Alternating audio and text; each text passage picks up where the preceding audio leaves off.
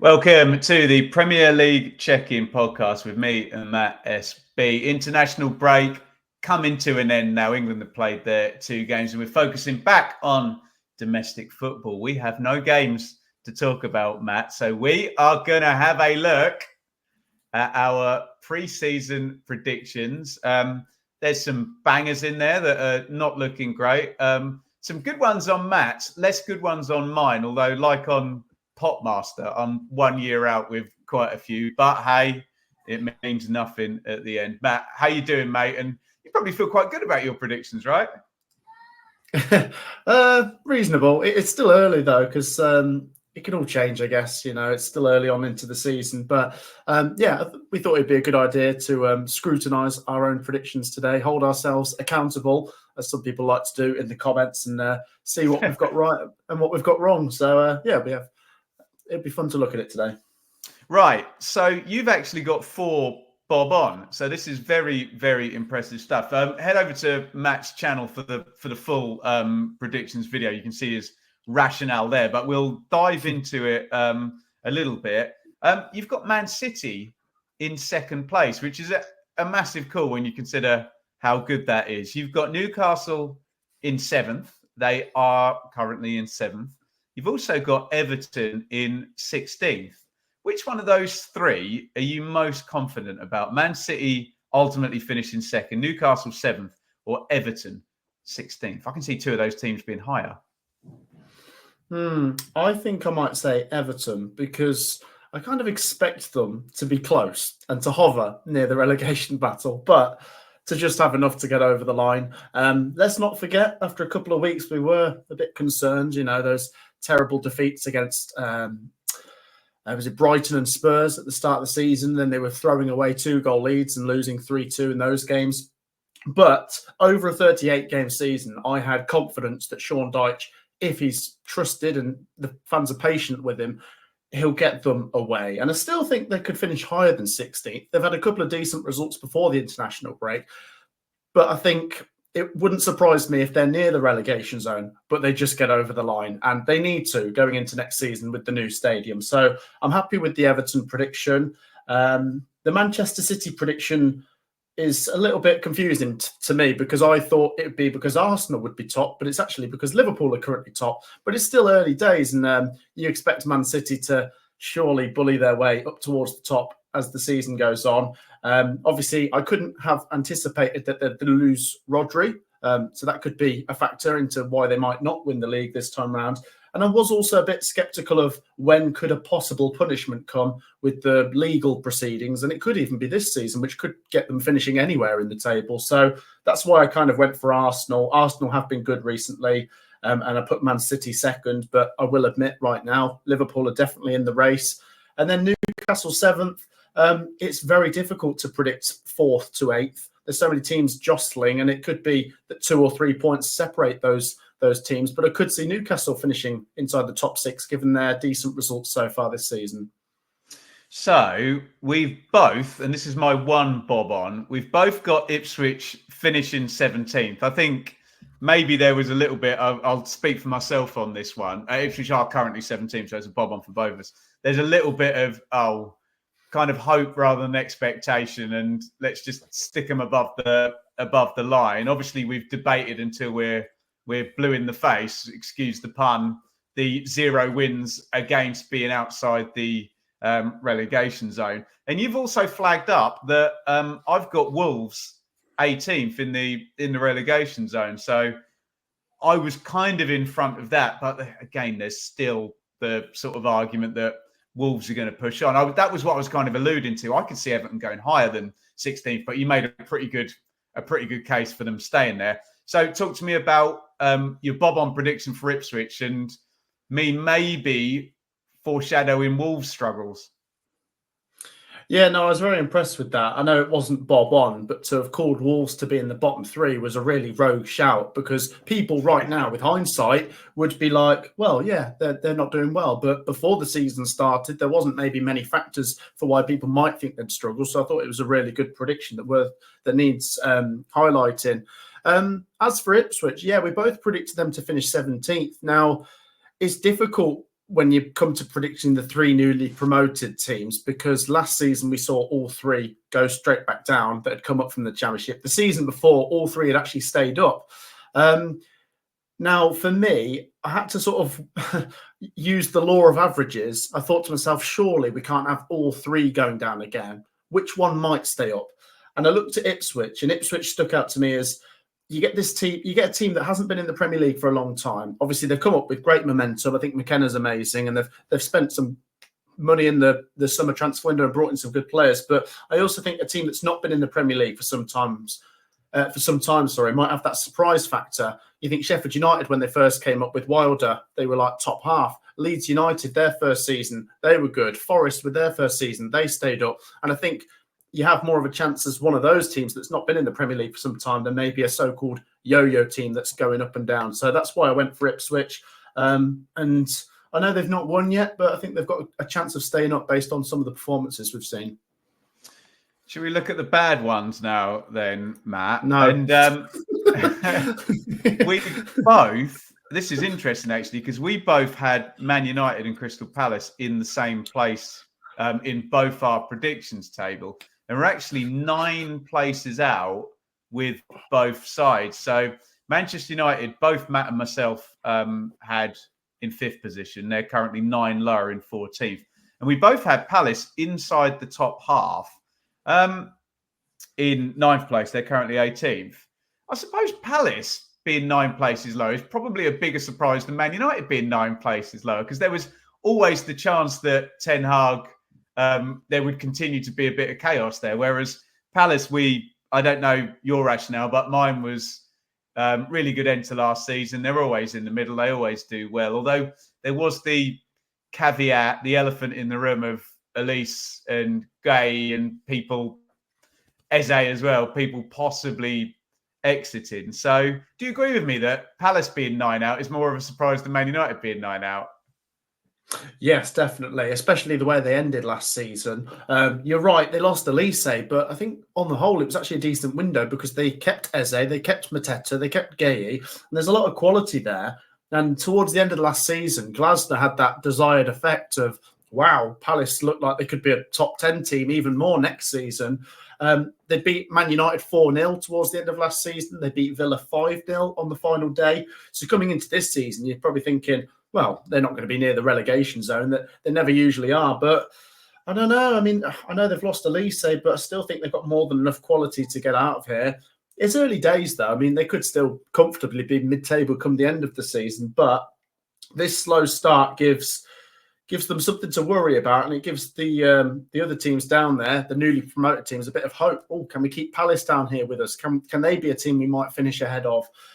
So I'm surprised by that because I've grown to trust Palace in the Premier League over recent years, whereas Man United, I'm never too sure what to make of them. I think sometimes during the summer, because we've not seen them play for a couple of months, you can actually forget how bad Manchester United can be. And I'm not trying to be too horrible here because they're a massive club. I think that's what it is. We get to the start of the season and you think they're massive, Manchester United. They can't finish bottom half. And I'm sure they probably won't minimum top half. 6. Yeah, every time. Yeah. You think that to yourself and you get the Man United fans in the comments. I certainly do on my video and they're like, top three. And to be fair to them, they spend the money. They do go out and bring in players and spend lots of money. But I'm not convinced. I'm not sure if Ten Hag is the problem because I personally think if they replaced him, would another manager do much better with this team? But then does that suggest the problems are really deep-rooted? I don't know. Difficult team to predict, Manchester United, that's for sure. I suspect the 9 places out on both Palace and Man United, I'm not saying how much smaller, but let's say quite a bit smaller as the season goes. I think they'll both push up the table. Let's do a couple of nice stories on our inept predictions so far. But as you say, long way to go. You have got Fulham and Brentford 7 places out, but they are higher than you expected. So you must have had Brentford in the relegation zone then, Matt. And Fulham are all the way up in 8th. So, give them their flowers, Fulham and Brentford, Matt. Absolutely. I'll start with Brentford because I think I owe them the biggest apology because I did put them down. And as I touched on earlier, the law of averages made me think surely one newly promoted team will survive. So that means someone who's not a newly promoted team has to go in there. And I looked at That's not Forest. part of my Wolves prediction, Matt. Yeah. But yours is right. That's where you need a lot of credit because it's right now, obviously. Things can change. But in hindsight, if I was to have gone back and changed one thing, I'd have Brentford higher and Wolves lower. But I suppose I looked at Forest because they were just above the bottom three last season. And I thought, I don't know, they're spending a bit of money. I think I trust Nuno to get them higher this season. I looked at Wolves and I thought, I think they've got enough quality. Obviously, that might prove to be wrong. And then I looked at Brentford and I thought, they've got plenty of quality, but losing Tony, they didn't have the best season last year. Is it a slight trend down? Because I think last season they were 16th. So I thought it's not impossible to think they might drop 2 places. But so far this season, there couldn't be more wrong. So credit to Brentford. And as you say, I've got to give credit to Fulham as well, who've been really, really impressive. They've ground out some good results, gave Manchester City a scare at the weekend as well. And as we touched on earlier, if Manchester United and Tottenham are going to have slow starts, then Fulham could be right in there in the top 8 this season. And what I've learned from being a fan of a Premier League team for all of 7 games now is it is so hard, Matt, for these teams down the bottom. And you've pointed this out, that there's 8 teams in the Premier League who've won less than 2 games or 2 games or fewer. And there's still 6 teams who've won 0 or 1 games. So the fact that you have a team like Fulham can, and this sounds ridiculous, can win a game every month, probably plus a couple more across the season, and that puts you miles away from the bottom, doesn't it? If you can just pick up those wins, with the fact that so many teams, finding it much, much harder. The only one I'm going to mention here, I'll mention one more, Matt. I had Brighton with the new manager and just inertia, and you've said law of averages. I had them actually tailing off and being in the bottom half in 13th. I thought they've got to have a bad season at some point. I say law of averages again, but they're in the top 6 and they've only lost 1 game. So that was a bit of a gamble on a narrative based on a new manager, if you know what I mean. So, gamble that's not paid off yet. But like when I was looking at your Newcastle prediction, you can still see Spurs maybe going into the top 8. But yeah, at the moment, do I see many more people overtaking Brighton? Probably not. So I might just have to take my medicine and eat my humble pie. Let us know your thoughts in the comments on the ones we got badly wrong, as in Palace and Man United, particularly Fulham, Brentford in Matt's case, Brighton in mine. Which ones do you think we might not actually be that wrong on, and which one do you think we are going to be really wrong on in those regards? And Matt's got 4 bob on: Man City, Newcastle, Everton, Ipswich. I had Ipswich as well, and Wolves in the relegation zone. Can you see any of them actually staying right where they are, and we can celebrate at the end of the season? Get your thoughts in the comments, and we are going to take a look ahead at next week's action in the Premier League.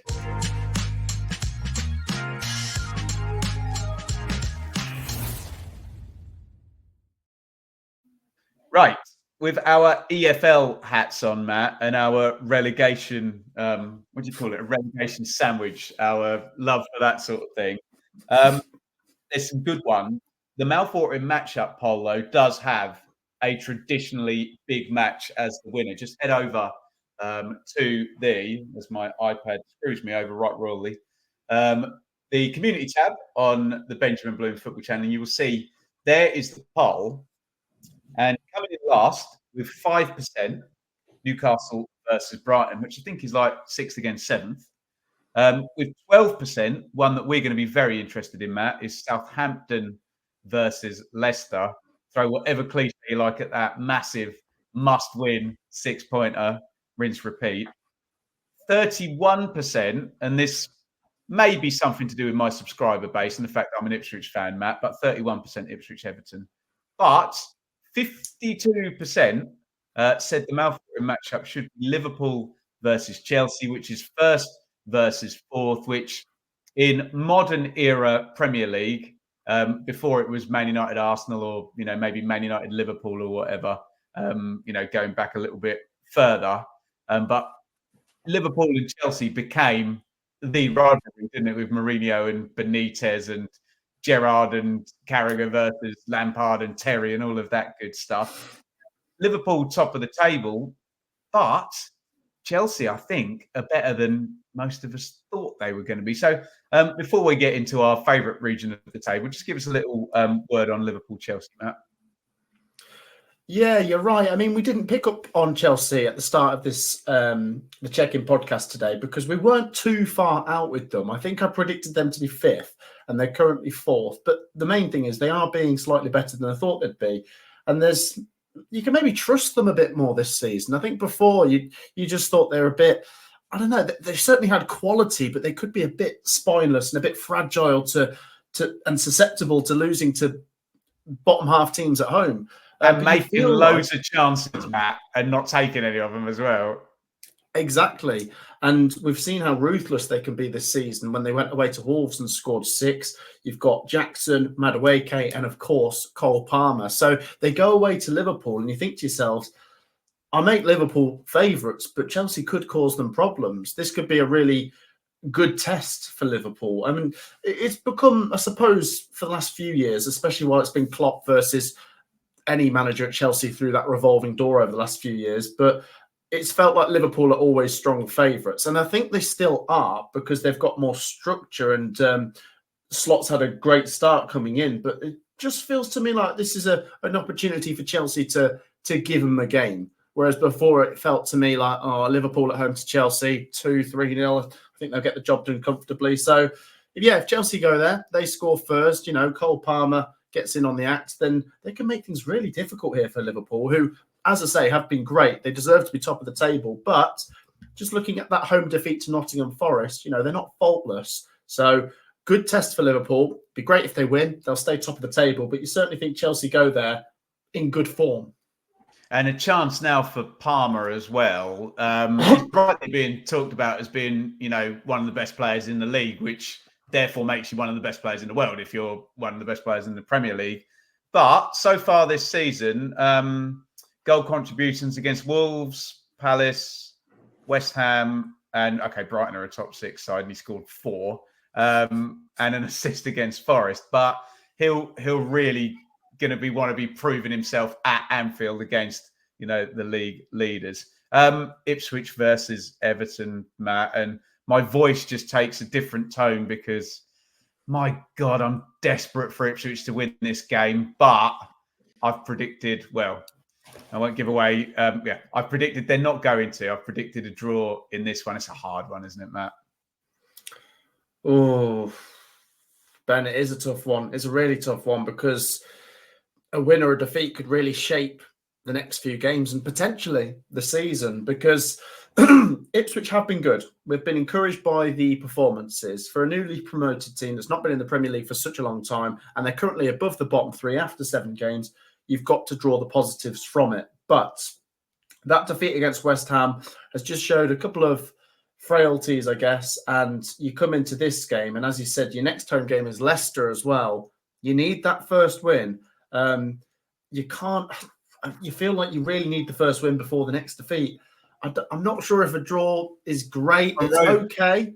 It kicks the can down the road, doesn't it, I suppose, with a draw, because every week we're here, we're saying, we'll find out next week with Ipswich. We'll find out next week. And they're still kind of 17th, 18th, sort of sitting around there, but they need a win. And it's a good test because Everton, as I described earlier, they're the benchmark for probably just staying up, possibly more. I don't want to say Everton's ceiling is 16th, but if Ipswich can beat them, they'll overtake them in the table for now anyway, of course, but it'd be a statement result as well. And you can't lose these 6-pointers. That's what I'm trying to say, but it'd be magical if you can win it. But it's so difficult, isn't it? It's just so nail-biting. I think the main thing is you haven't won yet and it's at home.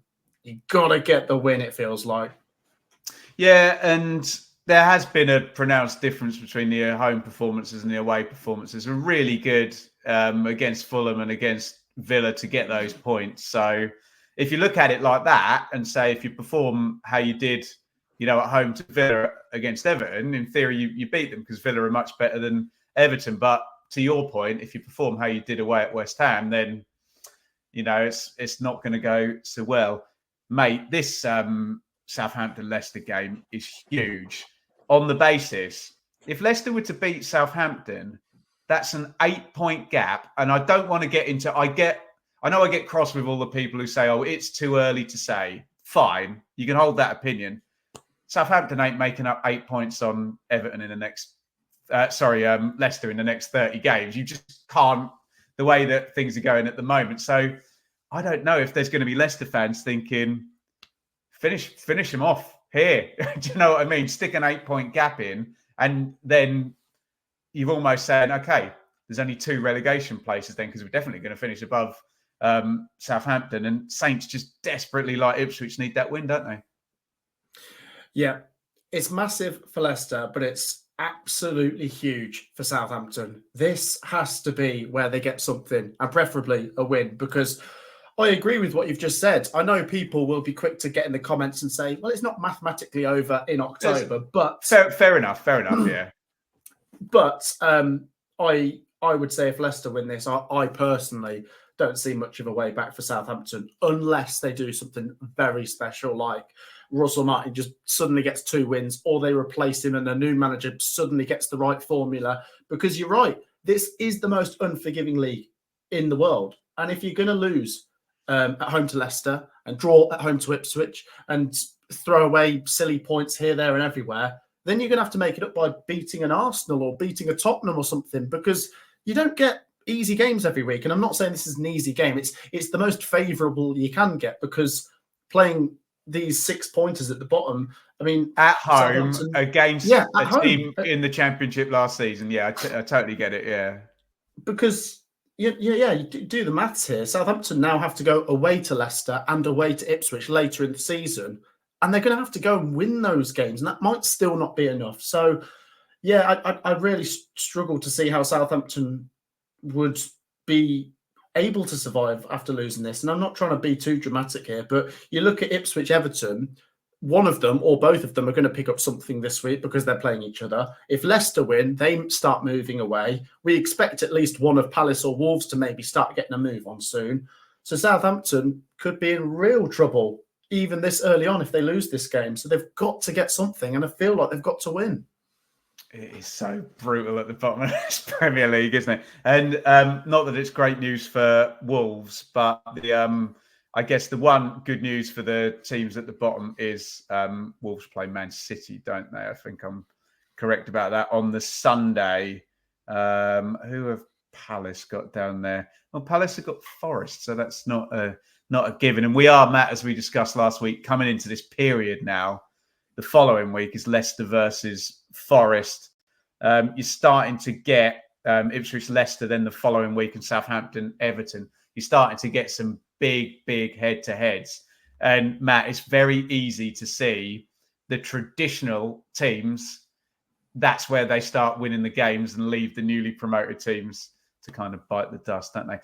Guys, next week Southampton are away at Man City, so that's already like, if they lose this week against Leicester, they're going to have to wait until after the Man City game to maybe start making up the ground. So once again, it just looks very difficult. Yeah, totally agree. Brilliant stuff, Matt. Bit of an abridged Premier League check-in podcast. Match Moment will be back next week when we've got some games to talk about, and hopefully less zeros, not mentioning any particular teams, Matt, of course, but less zeros in the win column for some of the teams, let's just say, at the bottom of the table. Matt, what's coming up on the Matt SB channel this week? So on the Tuesday, we've got our League One predictions, which we're doing with the full set of fixtures back after the international break. I've got Championship predictions on Wednesday, same as Ben will be doing on his channel, of course, and Premier League predictions on Thursday, I believe. Saturday, I'll be covering Coventry versus Preston, which I'm not looking forward to because Coventry have never won at Deepdale in the league, which is an incredible stat. And then I think, like you say, we've got a 3-game week next week. So lots of content. So please get involved, support myself and Benjamin Bloom. Brilliant stuff. Go and give Matt a sub. As I say, Matt's moment will be back. We normally have that clipped out on his channel. So there's bits of collaboration over there, but you should go and watch his content that doesn't involve my face in it as well. Well worth your time. And we will see you back next week with round 8 completed of the Premier League for another Premier League check-in podcast.